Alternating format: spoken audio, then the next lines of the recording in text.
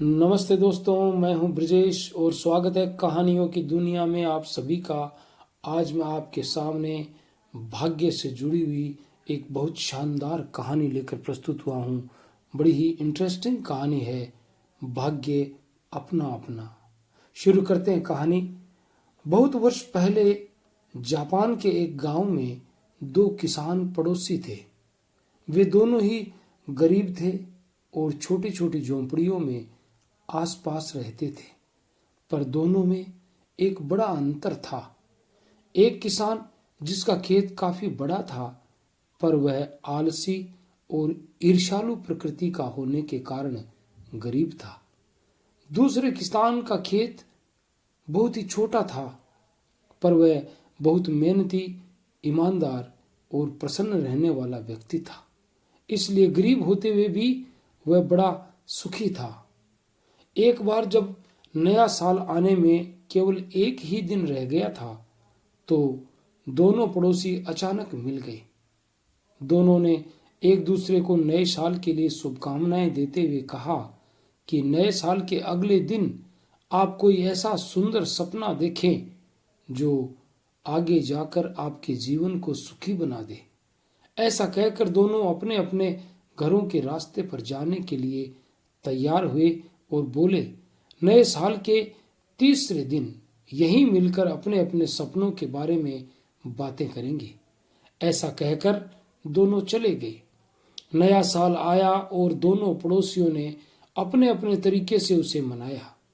वे पूरी रात जागते रहे और सुबह नए वर्ष का पहला उगता सूरज देखने के बाद गहरी नींद में सो गए। इस नींद में दोनों ने ही सपने देखे। वायदे के मुताबिक दोनों पड़ोसी तीसरे दिन सड़क के उसी किनारे पर मिले।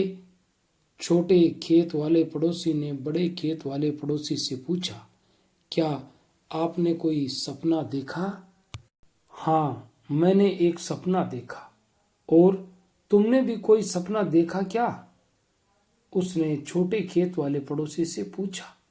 उसने कहा, हाँ, मैंने भी एक सपना देखा है। अच्छा, पहले तुम बताओ कि तुमने क्या सपना देखा है? बड़े खेत वाला पड़ोसी बोला, मैंने सपना देखा कि मेरा भाग्योदय होने वाला है और वह भाग्योदय धरती से होगा। अब तुम बताओ, तुमने सपने में क्या देखा? छोटे खेत वाला पड़ोसी बोला, हाँ, मैंने भी यही देखा कि मेरा भाग्योदय होगा, लेकिन वह धरती से नहीं, स्वर्ग से होगा। दोनों ने एक दूसरे के सपनों को अच्छा बताते हुए विदा ली और अपने अपने घर चले गए। कुछ दिनों के बाद मौसम में कुछ गर्मी आ गई और बर्फ भी पड़नी बंद हो गई थी। आज तो सूरज भी पूरी तरह निकला था। छोटे खेत वाले किसान ने सोचा कि अब खेत में काम करना शुरू कर देना चाहिए। नए साल को शुरू हुए भी कई दिन बीत चुके हैं। आलस करने से काम नहीं चलेगा। ऐसा सोचकर वह अपने खेत में जाकर काम करने लगा। काम करते करते दोपहर हो गई थी कि तभी उसका फावड़ा किसी पत्थर से टकराया। उसे बड़ा आश्चर्य हुआ। उसने सोचा कि अब यदि ये पत्थर यहाँ आ ही गया है तो इसे उठाकर बाहर कर देना चाहिए। उसने जोर लगाकर उस पत्थर को वहां से हटा दिया, लेकिन ये क्या, पत्थर हटते ही उसने देखा कि उसके नीचे एक कलश दबा हुआ है जिसमें सोने के अनेक सिक्के भरे हुए हैं। एक बारगी वह बहुत खुश हुआ कि उसे इतना धन प्राप्त हो गया है, पर तभी उसे अपने पड़ोसी के सपने का ख्याल हो आया जिसने कहा था कि उसका भाग्योदय तो धरती से होगा। इस ईमानदार और भले किसान ने सोचा, हो न हो ये धन मेरे पड़ोसी के लिए ही होगा। गलती से मेरे खेत में आ गया है, इसलिए सपने के अनुसार इस पर मेरा नहीं, पड़ोसी का ही हक है।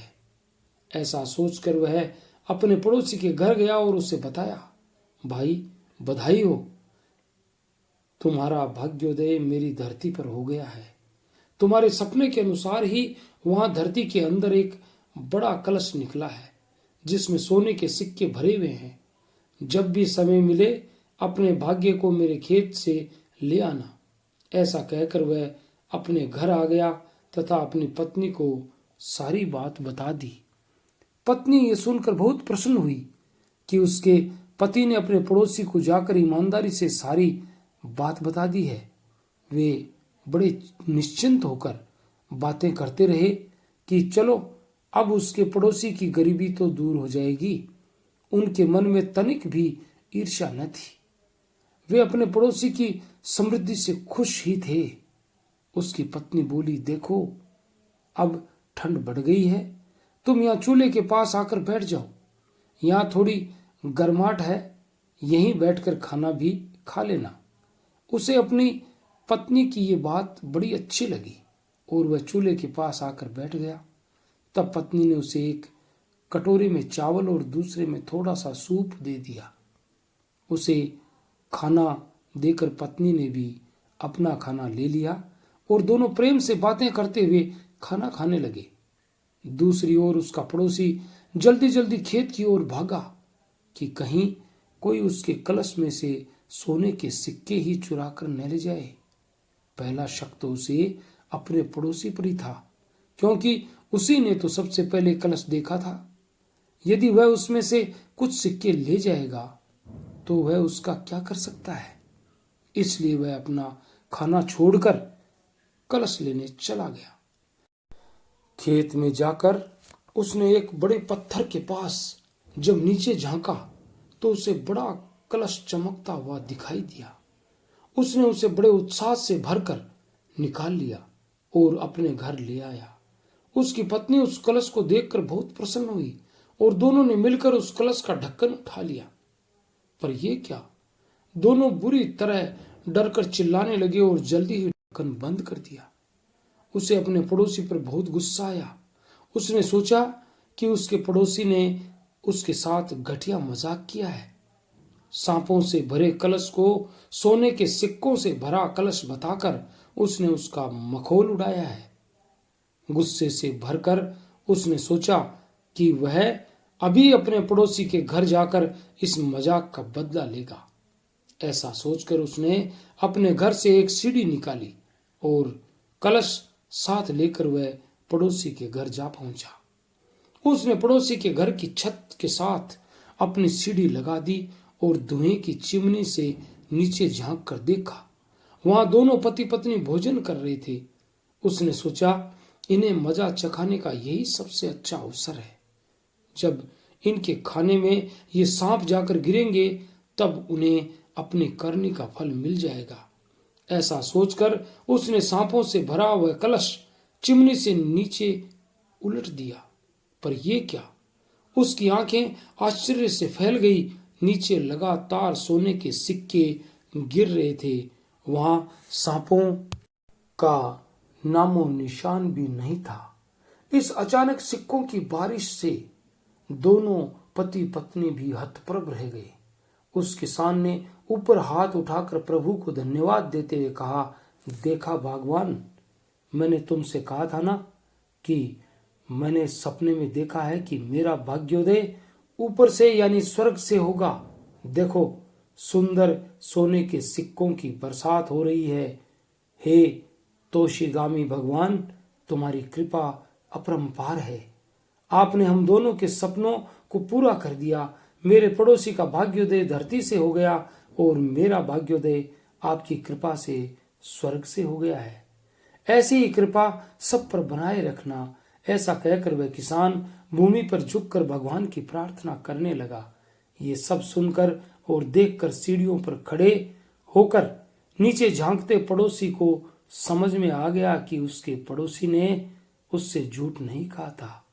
वह मन ही मन सोचने लगा, ये तो उसकी ईर्ष्या की सजा है जो नए वर्ष के देवता तोशिगामी ने उसे दी है।